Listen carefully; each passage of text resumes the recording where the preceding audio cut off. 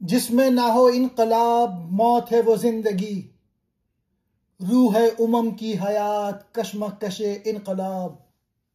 اقبال کہتے ہیں جس زندگی میں انقلاب، تبدیلی یا جدوجہد نہ ہو وہ دراصل زندگی نہیں بلکہ موت ہے۔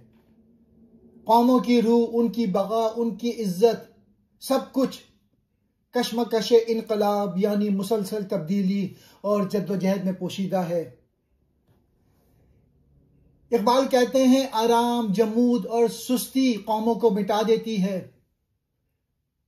زندہ قومیں ہمیشہ بے چین، متحرک اور جدوجہد کرنے والی ہوتی ہیں۔ جو قوم سستی میں سو جائے وہ زندہ نہیں رہتی، وہ مر جاتی ہے۔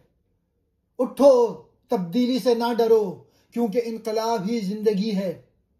یہ ہے اقبال کا پیغام، بیداری، عمل اور انقلاب۔ اقبال یہاں زندگی کی اصل روح بیان کر رہے ہیں۔ ان کے نزدیک زندگی کا مطلب جمود نہیں بلکہ مسلسل حرکت اور تغیر ہے۔ جو قوم یا فرد تبدیلی، محنت اور جدوجہد چھوڑ دیتا ہے وہ بظاہر زندہ ضرور ہوتا ہے مگر روحانی طور پہ مر چکا ہوتا ہے۔ اسی طرح اقبال کہتے ہیں کہ قوموں کی اصل زندگی اس وقت قائم رہتی ہے جب وہ اپنے حالات بدلنے کے لیے کوشاں ہوں، جب ان کے اندر انقلاب کی آگ، مقصد کا جنون اور حق کے لیے کشمکش زندہ ہو۔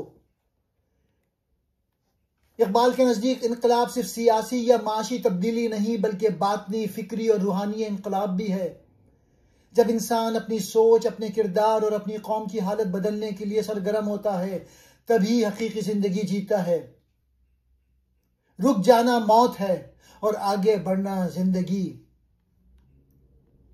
اقبال پکار کر کہتے ہیں زندگی کا نام صرف سانس لینا نہیں، زندگی تب بنتی ہے جب دل میں انقلاب کی تڑپ ہو، جب انسان حق کے لیے اٹھے، جب قوم سستی کے خواب سے جاگے، جب زندگی میں تغیر نہیں، جدوجہد نہیں، وہ دراصل موت ہے، کیونکہ قوموں کی روح انقلاب سے زندہ ہوتی ہے اور جب انقلاب کی آگ بجھ جاتی ہے قومیں مٹ کر بت بن جاتی ہیں۔